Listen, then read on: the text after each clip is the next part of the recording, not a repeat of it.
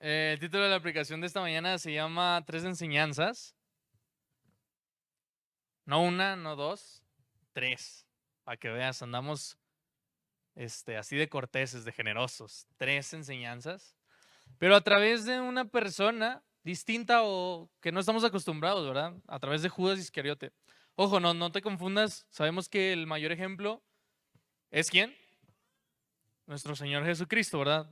Y de quien debemos de aprender en su mayoría y de quien vamos a hablar también en estas tres enseñanzas. Pero, ¿a qué te quiero referir en que vamos a aprender de este personaje llamado Judas Iscariote? ¿Ok?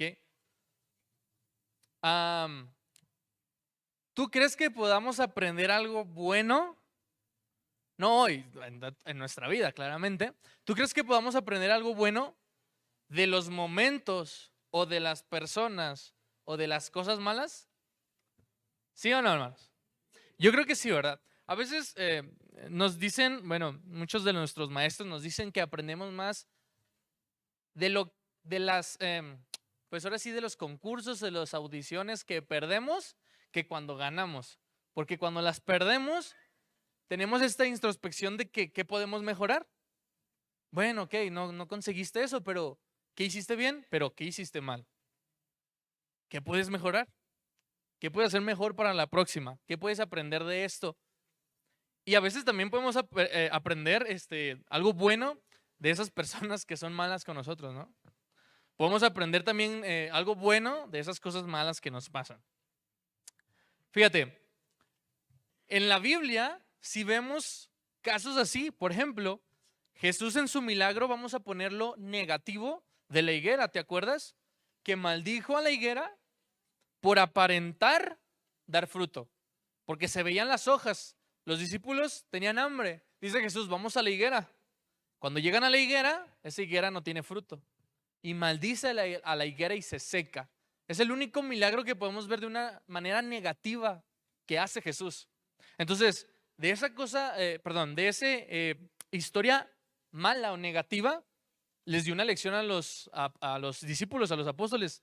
No aparentar, dar fruto.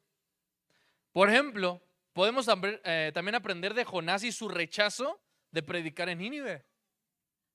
Cuando rechazó ir a predicar a Nínive, ¿qué le pasó? Huyó en sentido contrario y bueno, sabemos dónde estuvo, ¿verdad? Yo creo que con aceitito se nutrió su piel. ¿Qué otro ejemplo podemos tener? Saulo, anteriormente, también podemos aprender de eso, de su persecución de Cristo. ¿Y por qué pongo de Cristo y no de los cristianos? Porque cuando Jesús se revela, le dice, no persigues a estas personas, a mí me persigues. Entonces también podemos aprender de los momentos o de los pasajes negativos o malos, también podemos aprender cosas buenas. Por lo tanto, fíjate,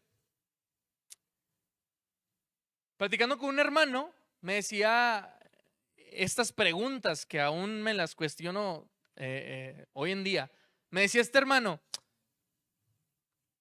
en lo que tú pasaste, que me cuentas, ¿qué ganaste con lo que perdiste? Oh, hermano, espérame. Todavía estoy asimilando todo esto y me suelta esta pregunta. ¿Qué ganaste con lo que perdiste? Y es que a veces no vemos o no nos hacemos esa pregunta. ¿Qué ganamos cuando perdemos? Yo soy una persona, bueno, yo creo que puede ser que me conozcan, perfeccionista. Y me gusta que las cosas salgan de lo mejor posible en cuanto a las capacidades. Y la frustración que me genera no poder hacer algo de la manera que yo quisiera o de llegar a esa medida de perfección o de hacer las cosas bien, me frustra, me cansa, me agota, me llena de enojo. Y entonces muchas veces nos enfocamos mucho en eso, en esa pérdida o en ese fracaso. Y él me decía, pero ¿qué ganas? ¿Qué aprendizaje logras con eso que perdiste? Otra pregunta que me hacía él, ¿qué aprendiste de lo que no te enseñaron? Hay veces que no nos enseñan cosas, ¿verdad? Hay veces que vas a un trabajo y puede ser que no te capacitaron en eso y tienes que aprender que sobre la marcha, ni modo. Yo me acuerdo que el primer día que trabajé, casi siempre digo esto, ¿verdad? Que trabajé en una librería allá en Torreón, me explicaron, mira, así le vas a mover aquí, así aquí están los libros, hay las secciones. Como media hora me explicaron y entró unos clientes y digamos que estábamos al mismo nivel, los vendedores de mostrador. Entonces veo entrar a los clientes y yo digo, bueno, pues los que tienen más experiencia van a ir a atenderlos. De repente ellos se hicieron para atrás. O sea, como si yo hubiera dado un paso al frente. Y pues, ¿qué tuve que hacer? Atender. Pues yo tenía media hora de empezar ese trabajo, pues ni modo. Tuve que aprender, preguntar, moverle. Entonces, a veces tenemos que aprender también de lo que no nos enseñan. La otra pregunta que me hacía, ¿qué obtuviste con lo que no te dieron? Desgraciadamente cuando crecemos y a la par, ahorita tal vez puede ser que digas que yo te estoy señalando, pero no, es coincidencia. A veces tenemos una etapa adulta llena de heridas que nos sanaron de nuestra infancia o de nuestra juventud. Y nos enfocamos mucho en lo que no tuve o lo que no me dieron. Y esta es una historia bastante repetitiva en muchas familias o en muchos de nosotros. Y a veces nos enfrascamos o nos detenemos muchísimo en, oh, es que mis papás no me dieron, mi mamá no me dio, mi papá no me dio. Y a veces nosotros mismos nos atamos a ese pasado.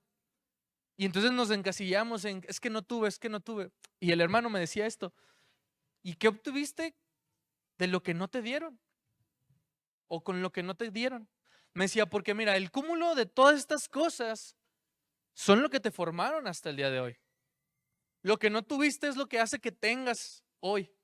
Lo que no te dieron es lo que hace que tengas hoy. Lo que no te enseñaron es lo que aprendiste hoy.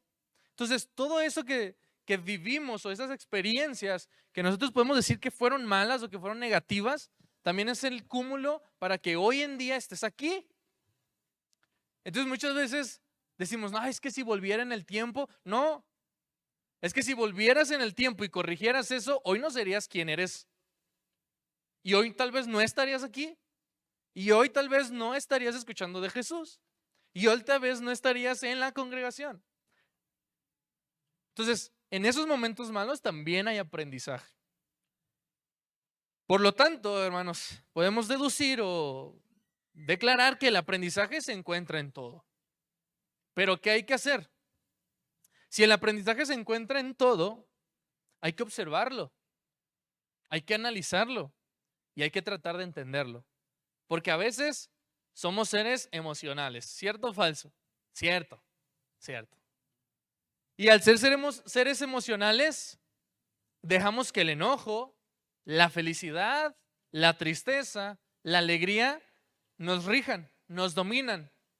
¿En cuándo? Pues todo el tiempo. Entonces, si estás feliz, aceptas todo, a todos les hablas bonito, pero si estás enojado, que ni se me acerquen. Que ni se te acerquen porque ya sabemos cómo vas a contestar. Y entonces empiezas a tomar decisiones basado en cómo te sientes el día de hoy. Entonces, hoy sí agradezco a Dios porque hoy tengo todo. Hoy sí agradezco a Dios porque me siento feliz. Pero hoy amaneciste enfermo y no agradezco. Estoy enfermo, ¿qué hay que agradecer? Hoy amanecí enojado, que agradezco, hazte para allá, no te me acerques.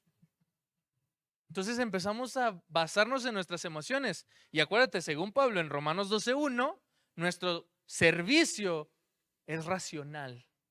Nuestra creencia es racional, no emocional.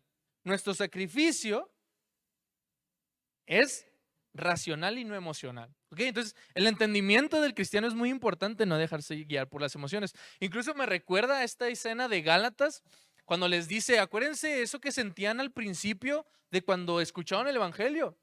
Se cree que a lo mejor Pablo tenía algún problema ocular, alguna enfermedad ocular, y dice, hasta ustedes mismos si hubieran sacado los ojos para dármelos, haciendo alusión de que los Gálatas estaban felices en extremo de que les presentaran el evangelio. Le dice, ¿qué cambió con ustedes?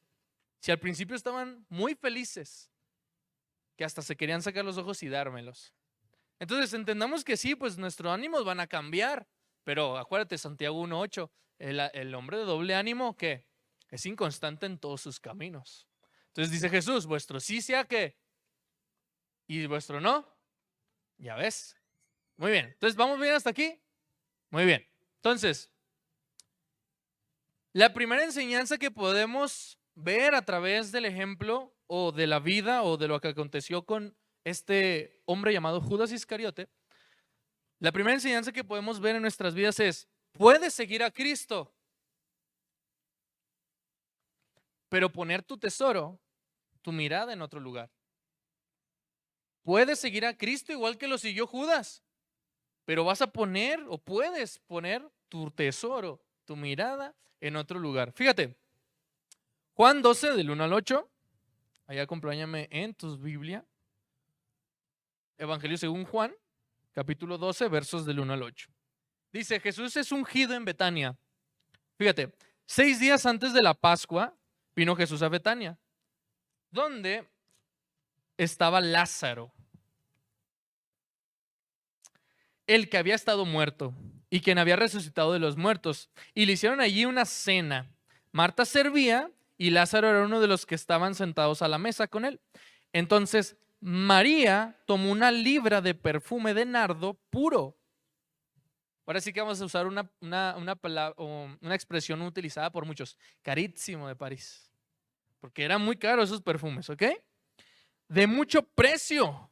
Y ungió, ¿qué cosa? Los pies de Jesús. Fíjate, esto lo vio Judas. Y los enjugó con sus cabellos y la casa se llenó del olor del perfume. Qué rico es entrar en una casa que huele rico, ¿verdad?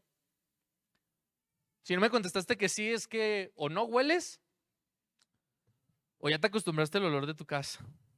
Cuidado.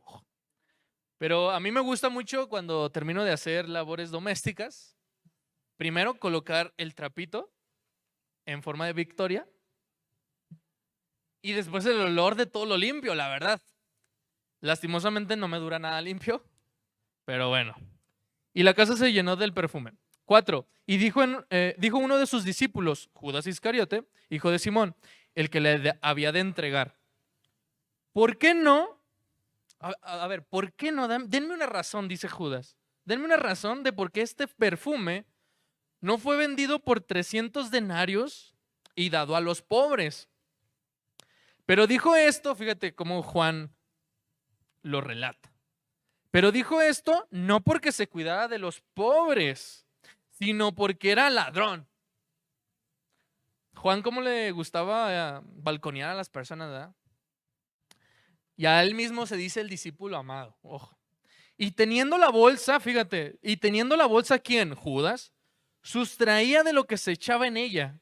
Entonces Jesús dijo, déjala, para el día de mi sepultura ha guardado esto.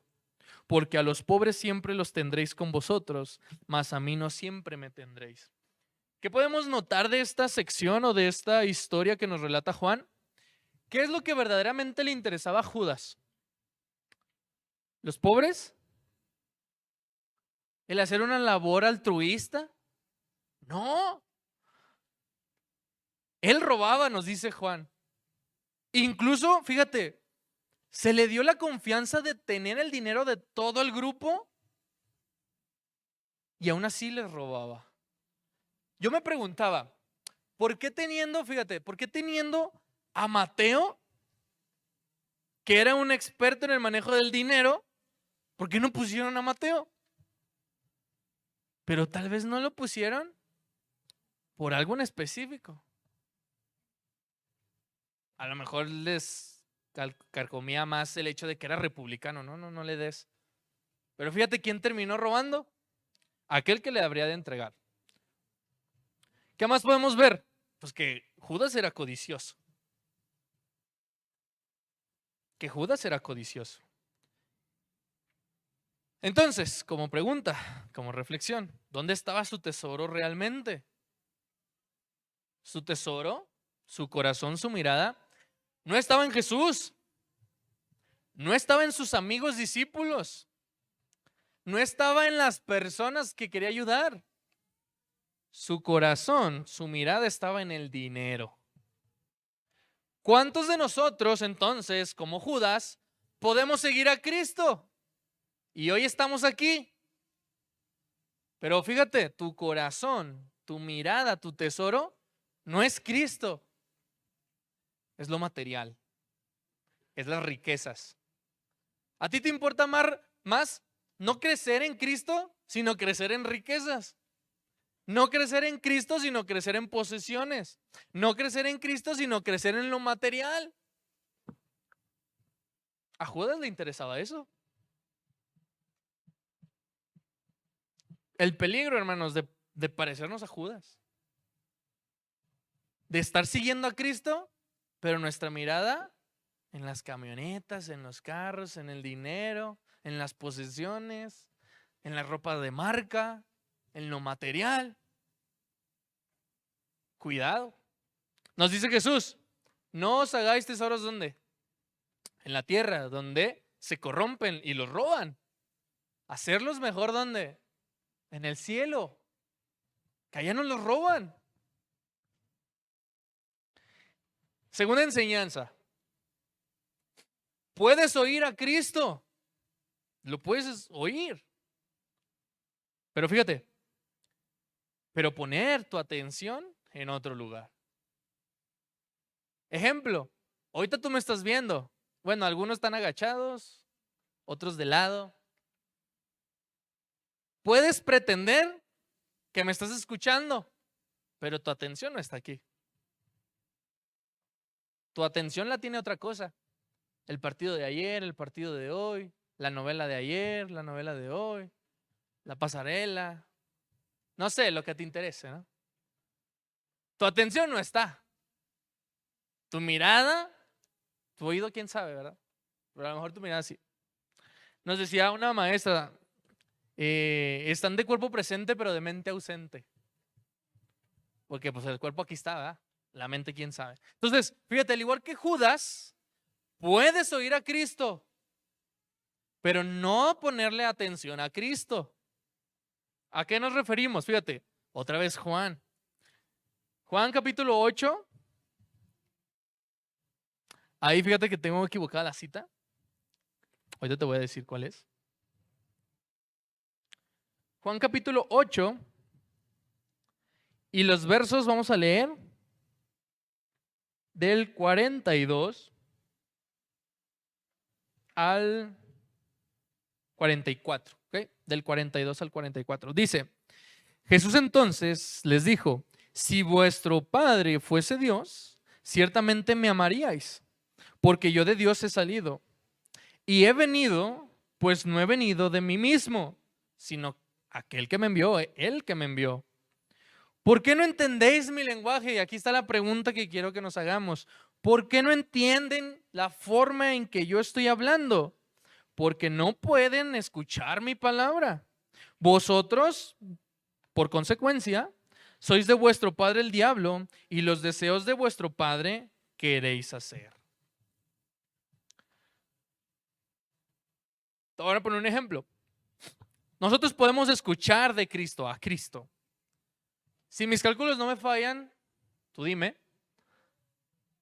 hay 52 domingos a lo largo del año. ¿Sí? O le hago como los políticos de yo tengo otros números. Sí, ¿verdad? 52, ok. Entonces, aproximadamente si una iglesia, una congregación se reúne en la mañana, pues escuchas 52 clases a lo largo del año y 52 predicaciones a lo largo del año, ¿cierto?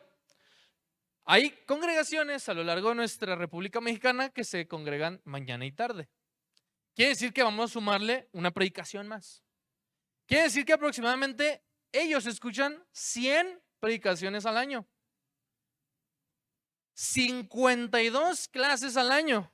Súmanle que tienen estudio bíblico a la semana. Miércoles, jueves, martes. O son otros 52 días. Son otras 52 clases. Quiere decir que a lo largo, vamos a hacer a grosso modo, a lo largo de un año, un cristiano habitual, ojo, habitual porque estoy considerando que vienen los días de estudio, escuchamos los días, bueno, quiere decir que un cristiano o un visitante que está ahí al pie del cañón, quiere decir que escucha alrededor de 200 veces acerca del evangelio al año. Y tú dirás, es mucho. No es cierto. Sus discípulos escuchaban a Jesús todos los días durante 3 años. Eso hubiera estado padre. Eso hubiera estado muy bien. Pero tú no escuchas. Voy a dejarte el beneficio de la duda. Tú no escuchas una predicación diaria. Tú no escuchas una clase diaria. Y me lo confirmas porque te volteas. ¿Cómo lo supo? No soy profeta, no te asustes. Quiere decir que alguien en promedio escucha 200 veces de Cristo, de Dios, del Evangelio, del Espíritu Santo, 200 veces, normal, al año. Y aún así, no entiende. Y aún así, no razona. ¿Por qué? A lo mejor no es por sus capacidades, sino porque su atención no está en eso. Quiere decir que 200 veces viniste y te sentaste y nomás trajiste tu cuerpo, tu ropa, tu calzado, pero no trajiste tus ganas de poner atención, tus ganas de entender, tus ganas de crecer, tus ganas de anotar, tus ganas de lo que sea. Fíjate, 200 veces perdiste la oportunidad. Ahora súmale los que tienen más de 5 años, 10 años, 15 años en la iglesia. Y después de tantas veces, esos hermanos o hermanas no pueden dar fruto en la congregación. Es impactante, ¿no? Si nos vamos a los números, es impactante. ¿Cómo después de tantas veces de escuchar, no hay ese resultado? Al eunuco nomás le tuvieron que explicar una vez. Nomás le tuvieron que decir una vez. Y él dijo, aquí hay agua. ¿Qué me lo impide, pues? Bueno, el pues fue mío, ¿eh? Entonces, fíjate. ¿Cuántas personas habrían escuchado a Jesús en aquel tiempo? No su círculo cercano, no sus 12 apóstoles, sino toda la gente que le seguía. ¿Cuántas personas habrían escuchado a Jesús? Sin embargo, no les era suficiente para entender. ¿Cuántas personas escuchan hoy su mensaje, pero no prestan atención? Juan 6, 60 al 69. Es una versión, es un ejemplo claro de lo que pasaría también hoy en nuestros días, o de lo que pasa hoy en nuestros días. Veían que la gente le seguía a Jesús no por lo que escuchaban, sino por lo que Jesús podría ofrecerles. En ese momento, anteriormente es la escena de la alimentación. Entonces, fíjate, tienes a seguidores de Jesús enfermos, con necesidades, tal vez materiales, con necesidades de comida. Entonces, este grupo de tantas y tantas personas, multitud que seguía a Jesús, ¿realmente les importaba la figura del Cristo o lo que obtenían del Cristo? Pues lo que obtenían del Cristo.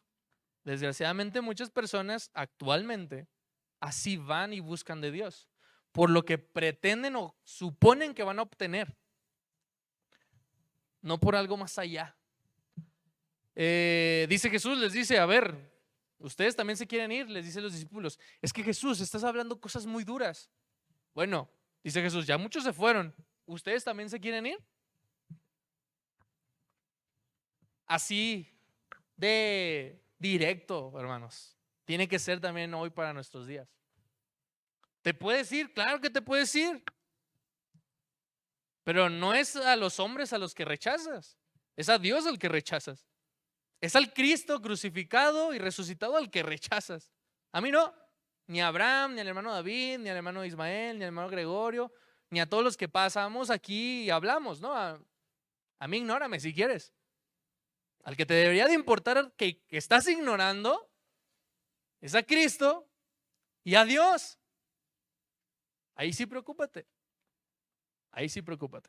Entonces, fíjate, como Judas en esta enseñanza, puedes estar escuchando Puedes estar oyendo de Dios y de Cristo todos los días, pero no pones tu atención. Algo que yo hacía y equivocadamente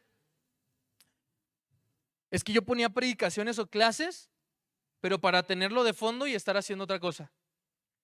¿Tú crees que ponía atención? No. Si vas a poner una predicación o una clase es que tú estés atento, no para que lo tengas de relleno. Y me costó entenderlo, obviamente.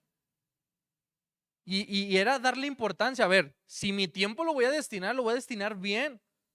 No nomás ahí de fondo y yo acá barriendo, trapeando, lo que sea. No. Te sientas y escuchas. Prestas atención. No te estoy regañando, tranquilo, tranquila. El que sigue ahora sí ya te va a regañar. Bien, entonces, como esta segunda enseñanza de Judas, muchos podían escucharle, tú y yo incluso podemos escucarle, pero no estamos poniendo atención. Por lo tanto, ¿hoy estás atento o pensando en cosas personales? ¿Hoy tu corazón sí vino o nomás vino el empaque? Última enseñanza. ¿Puedes ser cercano a Cristo, como lo hizo Judas, pero poner tu amor en otro lugar? Puedes ser cercano como lo hizo Judas, pero simplemente que tu amor esté en otro lugar. Te voy a leer una frase. Un escritor llamado Arthur Schopenhauer, pensador, dice: el amor es producto de la voluntad o de una voluntad. Y me llama mucho la atención porque podemos concluir entonces que la voluntad, o sea, el amor, nos lleva a hacer acciones. Nos mueve, así como dice el escritor a los Hebreos, que la fe nos mueve. Por la fe aquellos hombres accionaron, por la fe tú y yo accionamos. La voluntad quiere decir que el amor nos lleva a hacer también acciones. Por amor, Cristo dio la vida por ti y por mí. ¿Entiendes? Por lo tanto, ¿qué tipo de acciones deberían de demostrar ese amor? Bueno, dice Pablo, las buenas en sí mismas. ¿Por qué? Según Romanos 13, del 8 al 10, el que ama al prójimo ha cumplido la ley. ¿Sabes por qué? Porque el que ama no mata, no hiere, no roba, cumple la ley. Y el que ama cumple los mandamientos superiores: amar a Dios y amar ¿a quién? ¿A quién? Al prójimo. Por lo tanto, hermanos, entendemos pues las palabras de Juan, que el que no ama no ha conocido ¿a quién? A Dios, porque Dios es amor y el amor te mueve a hacer cosas buenas en sí mismas, desinteresadas. No porque te están viendo, no porque te van a aplaudir, no porque te van a recompensar, no porque vas a dar una despensa y te tomas la foto para el Face. No. No buscas el reconocimiento público porque Dios te va a reconocer en público. Entonces se concluye, hermanos, que el amor nos va a mover a esas acciones. Pero no por cumplir meramente una ley moral, sino porque esa ley debe de regir nuestras vidas. O sea, que el día de mañana tú te levantes y por amor, porque conoces a Dios, hagas las cosas buenas. Porque el amor debería de regir nuestras decisiones. ¿Cuándo? Todo el tiempo. ¿Hacia quién? Hacia los demás. No de manera pretenciosa para que vean qué bueno soy, sino desinteresada. Dice Santiago, porque esa es la verdadera religión, relación con Dios. Esa es la verdadera. Ayudar a los huérfanos y a las viudas. ¿Por qué? Porque de ellos no obtienes nada. Ellos no te van a regresar el favor, no pueden económicamente. Es un amor desinteresado. Eso es lo que debemos de buscar. Por lo tanto, fíjate en este ejemplo, por lo tanto, Judas era cercano, o tal vez solo pretendía ser cercano, o tal vez solo creía ser cercano. Pero lo que sabemos es que no amaba a Cristo. No amaba a Cristo, no amaba a Dios, no amaba su enseñanza.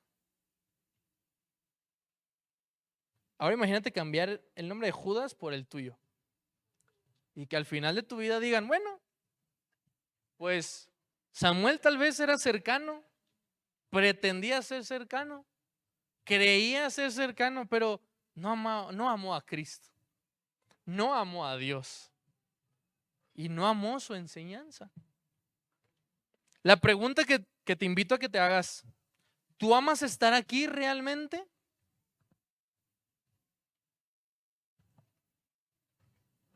A ver, voltea acá, te voy a hacer como mi maestro, pajarito, pajarito. Contéstate la pregunta en tu interior, no me hagas así ni así. Cada quien.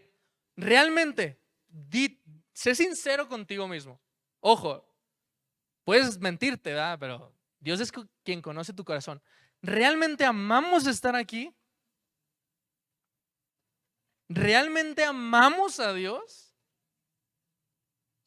¿Realmente amamos servirle y buscarle? En la semana, nuestro hermano Daniel nos leía un salmo. ¿Quién se acuerda cuál era? No sé, montones, no tantos. Si no mal recuerdo, hermano Dani, 42, 41, 42. Era la expresión máxima de necesidad. Como el siervo brama, o sea, grita, o sea, desde sus entrañas, grita por agua, así mi alma tiene sed de ti, oh Dios. Imagínate en qué momento de aflicción tuvo que estar el salmista para compararse como un animal que brama, que gime de necesidad de Dios. Eso es amor, hermanos. Si tú no bramas por Dios, no es un amor real. Es un amor que va y viene, que de vez en cuando sientes, que de vez en cuando te entra la emoción de ser cristiano, que de vez en cuando te entra la emoción de leer tu Biblia, que de vez en cuando te entra la emoción de cantar, que de vez en cuando agradeces. Eso no es amor. Amor es eso que dice, bramo, reconozco que necesito de ti. Necesito estar aquí con mis hermanos, necesito aprender de ti, necesito cantarte, necesito orarte. Necesito de ti. Y te amo realmente. Ahora, ¿cuántos de aquí son casados? ¿Por qué les da miedo levantar la mano? Vania fue la única que de volada. Realmente, hermanos, fíjate, realmente amas a la persona que tienes al lado como el primer día o más. No menos, porque si es menos tenemos un problema, ¿no? ¿Realmente amas a esa persona igual o más? Porque fíjate, si nosotros avanzamos en nuestra vida como cristianos, no necesitamos amar a Cristo igual. Necesitamos amarlo ¿qué? Más. Porque creemos y queremos perfeccionarnos en Él. Queremos amarle más. Queremos ser menos de nosotros y más de Él. Queremos ser menos de nosotros y más de Dios. Pero pareciera lo contrario. Que entre más avanzamos en nuestra vida de cristianos, más soy yo. Más es mí. Más es de mí para todos. Menos de Cristo y menos de Dios. Y es algo que no debería de ser. Pensé que tenía otra. Por lo tanto, hermanos, puedes seguir a Cristo, pero poner tu corazón en otro lugar. Puedes escuchar de Cristo y poner tu atención en otro lugar.